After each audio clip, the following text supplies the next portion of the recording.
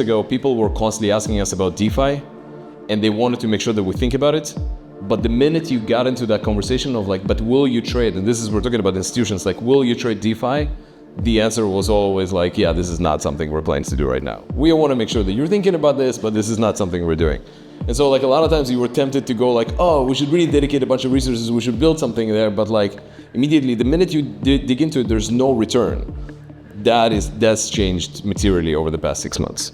6 months ago, people are basically saying like, we have better tooling, like we have some partners we're doing pre-trade with that are actually like providing, again, the compliance, the ability to look into what pools you're interacting with, to block certain executions when things are in danger. So we're now getting DeFi to this institutional compliant. I don't see DeFi right now getting to the level of trading that exists in centralized markets, but there's enough of use case in DeFi to be attractive for buy-side institutions, specifically when they want to participate early in projects, when they want to get into specific things over time.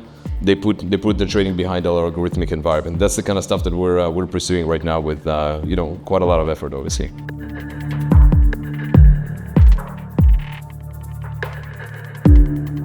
There's just a lot more tooling.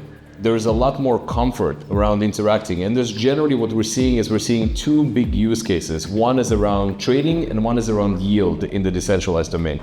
So trading specifically, even with US customers right now, we have US customers that are, starting to trade DeFi, and they're basically saying, there's the why and there's the how.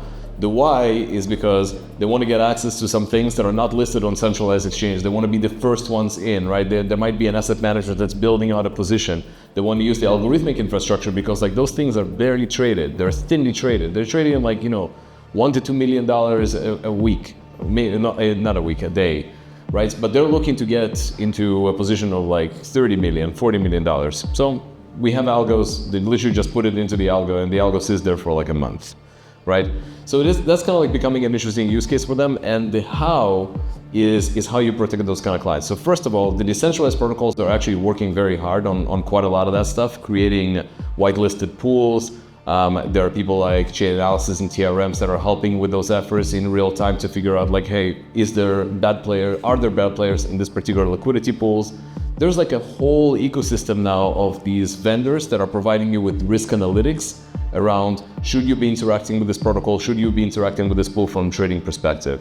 And that happens on either on a pre-trade basis. So we'll literally have a partner right now, I think it's Redefine. It's Redefine. We have a partner that we can send. We're basically saying like, hey, our intent is to go to trade with that pool.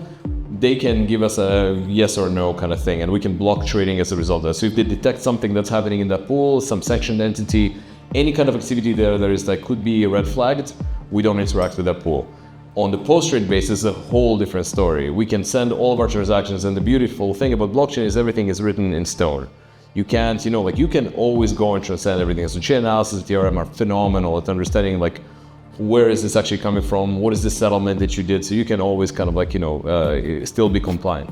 Compliance is still very much in the room. People are not comfortable interacting with the liquidity pools, especially institutions, not comfortable interacting with anywhere that they don't have a good visibility into, they don't have a good KYC with.